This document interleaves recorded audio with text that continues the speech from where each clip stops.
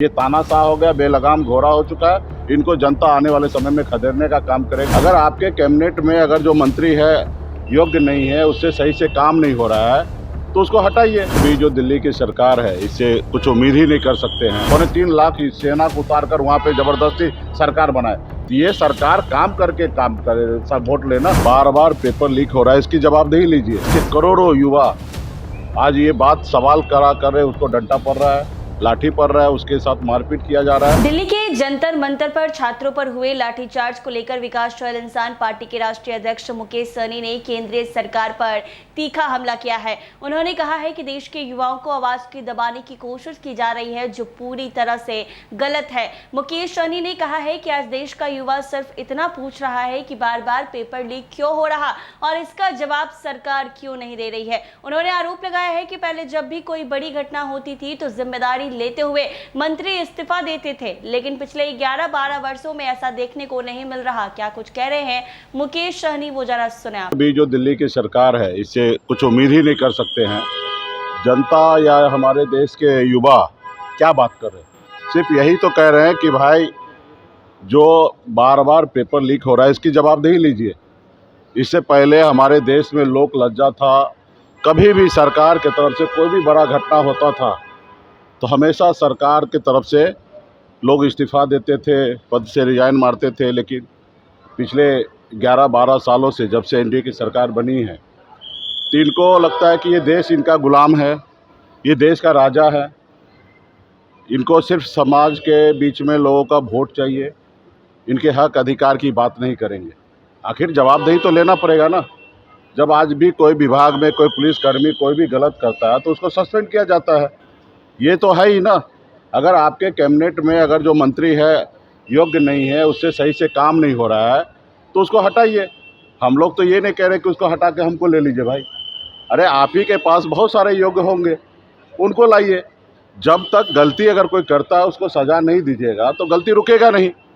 तो इसके लिए आप देखिए, देश की प्रधानमंत्री हमेशा मन की बात करते हैं।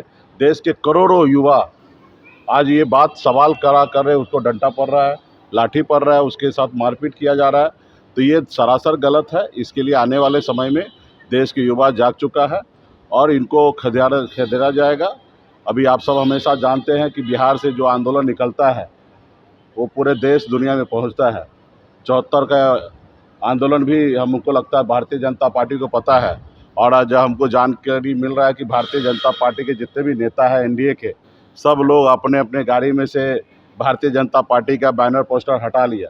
तो ये अच्छे दिन जो है ना, जो शुभ संकेत कह सकते हैं, वो दिखने लगा है। भारतीय जनता पार्टी का विदाई तय है। आने वाले समय में देश के जनता युवा जो है वो क्रांति आने वाले समय में लाएंगे। अगर सवाल का जवाब नहीं देंगे, अगर वो हिटलर के जैसे काम करेंगे, वो देश के युवा को कुछ नहीं समझेंगे, तो युवा कुछ भी करेगा। हमारे देश के युवा तो बहुत समझदार है, बहुत शांतिपूर्ण अपने प्रदर्शन कर रहे हैं। आप दूसरे देश के बारे में देखिए, बगल में नेपाल में जाकर देखिए क्या हुआ। हम तो अभी भी देश के युवा से क्या अपील करेंगे कि आप शांति बनाए रखिए और ज़रूरी पड़े सत्ता परिवर्तन हम लोग करेंगे, उसमें आप लोग सहयोग कीजिए।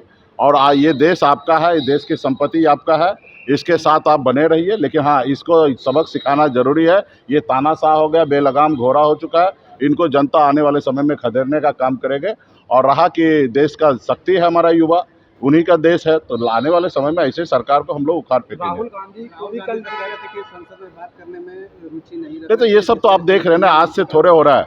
ये देश में 80 करोड़ लोगों को 5 किलो चावल पे ला दिया है। देश के लोगों को 5 किलो चावल का पाठ पढ़ा कि यही देश का विकास है। देश के नौजवान रोड पे भटक रहा है। जब सरकार में आने से पहले था, देश के युवा को हर साल 2 करोड़ नौकरी देने की वादा किया था। आज पिछले 12 सालों में ये 22 करोड़ नौकरी छोड़िए, 22 लाख नौकरी इन्होंने नहीं दिया। जहाँ तक हर चीज़ को प्राइवेट करने में अडानी अंबानी में लगे हुए हैं। तो हर तरह से ये सरकार फेलियर है। और जहाँ पे देखिए बल प्रयोग करते हैं, ईडी सीबीआई का इस्तेमाल करके सरकार बनाते हैं। बिहार में ही आपने देखा कि 10,000 रुपया बांट कर हमारे माता बहन को देकर 2 लाख रुपया और देने का प्रॉमिस पे वो सरकार बना लिए। आपने बंगाल में देखा 27 लाख वोट काट कर और 2.25 लाख सेना को उतार कर वहाँ पे जबरदस्ती सरकार बनाए। तो ये सरकार काम करके काम करे, सब वोट लेना। देश में तो यही है ना, बाबा साहब ने वोट का अधिकार जनता को दिया है। जनता जो है वो मालिक है। ये चुनाव नेता के लिए नहीं है, जनता के लिए होता है कि अगर नेता सही काम ना करे तो 5 साल में उसको लात मार के बाहर निकाल देना चाहिए। ये हमेशा जनता के पास वो पावर होता है। लेकिन ये क्या कर रहे हैं, फर्जीवाड़ा तरीके से पैसे बांटकर अलग अलग तरीके से एजेंसी से को दिखा के डरा धमका के सरकार बनाते। अब समय आ गया इसको खारिज। आपने सुना मुकेश सहनी ने क्या कुछ कहा है। साफ तौर पर कहते हुए नजर आए हैं कि किसी भी विभाग में कोई अधिकारी गलती करता है तो उसे सस्पेंड किया जाता है, लेकिन अगर कोई मंत्री काम नहीं कर रहा तो उसे हटाने की जिम्मेदारी सरकार की है। ऐसे ही तमाम अपडेट्स के लिए बने रहे NBC 24 के साथ।